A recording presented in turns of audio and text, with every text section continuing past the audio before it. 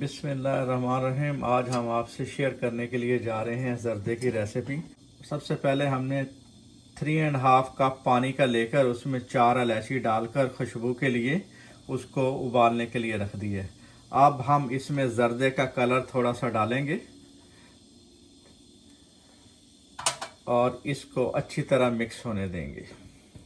हमने 3 घंटे पहले 1 कप जौन सा है सेला चावल वो पानी में भिगो के रखा हुआ था, जो हम इसमें मिक्स करके तकरीबन इतना उबालेंगे कि ये 90% रेडी हो जाए। 10 मिनट के बाद हमारे चावल जौन से है उबल के तैयार हो चुकी हैं तकरीबन 90%। अब हम इसमें से पानी निकाल लेंगे।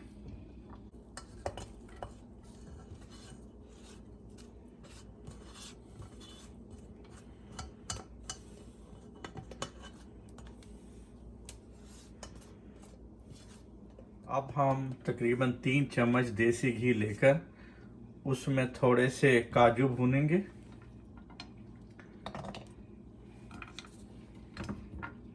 और 3 दाने तकरीबन ग्रीन इलायची के भी इसमें शामिल कर देंगे। जैसे ही काजू हल्के हल्के फ्राई हो गए हैं तो हम इसमें जौन से हमारे उबले हुए चावल जौन से हैं वो इसमें शामिल कर देंगे।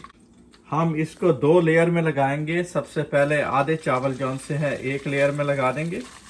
उसके बाद हमने चीनी 1 कप चीनी ली है, ब्राउन शुगर उसमें से आधी जौन सी है वो इस 1 लेयर के ऊपर डाल देंगे।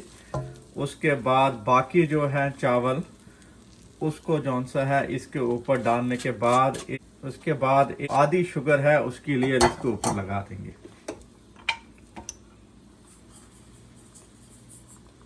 हम इस चावल को शीरे के बगैर बना रहे हैं, इसलिए ये हमेशा सॉफ्ट नरम जौन से है जर्दा बनेगा और इसमें किसी किस्म का भी जौन सा है सख्ती पैदा नहीं होगी। इसके बाद गार्निशिंग के लिए हम इसके ऊपर हल्के हल्के लेयर जौन सा है तमाम ड्राई फ्रूट और नट्स की जो है आज हम डाल रहे हैं इसमें किशमिश, कोकोनट स्लाइस, आलमंड स्लाइस। आप अपनी मर्जी के हिसाब से इसमें कोई भी नट्स शामिल कर सकते हैं।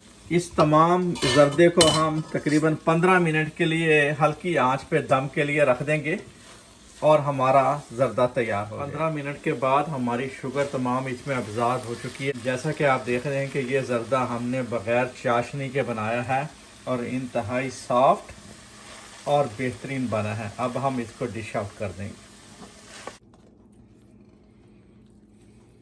इंतहाई बेहतरीन नरम और लजीज जर्दा तैयार है। उम्मीद है आपको हमारी ये वीडियो पसंद आएगी होगी और आप इसको एक मरतबा ज़रूर ट्राई कीजिएगा, तो कभी भी आपका जर्दा सख्त या चीड़ा नहीं होगा और हमेशा सॉफ्ट रहेगा।